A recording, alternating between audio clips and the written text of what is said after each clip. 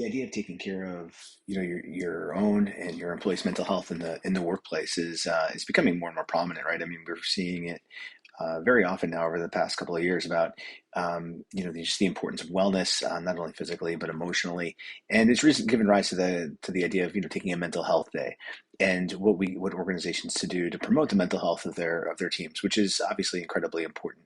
But I think we have to also really think about mental health and what is it that we're trying to get out of a mental health day, and what do we want our teams to get out of a mental health day should one of our team members take one.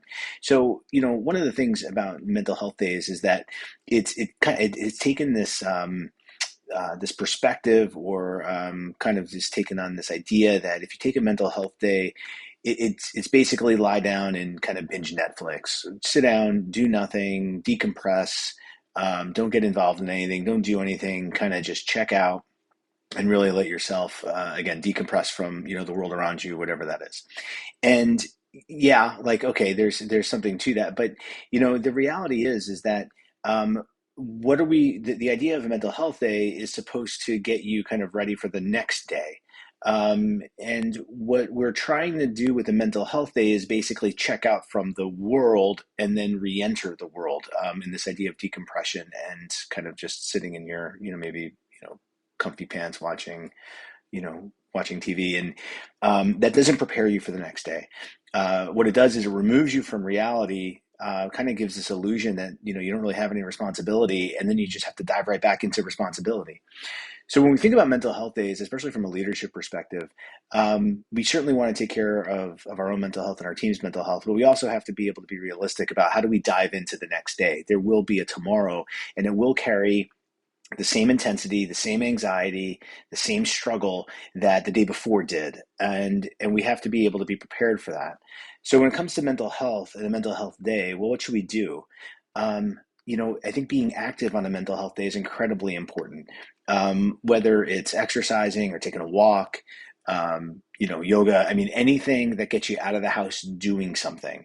It could be catching up on errands that you weren't able to get done. It should mean being active, not just delaying the inevitable, which is the world is going to continue to throw things at us. And just because we check out one day doesn't mean that problem is going to be there tomorrow.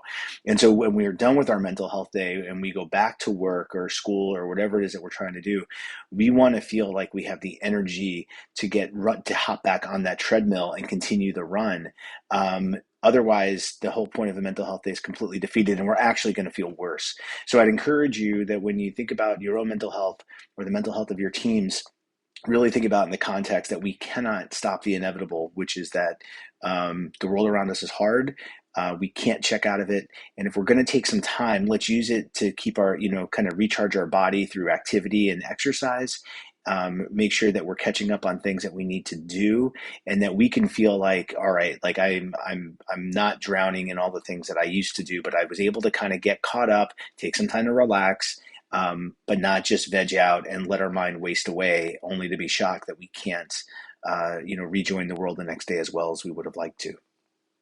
If you have any other questions or would like to reach out, please visit my website, reliablecoachingandstrategy.com, or send me an email, arusso@reliablecoachingandstrategy.com.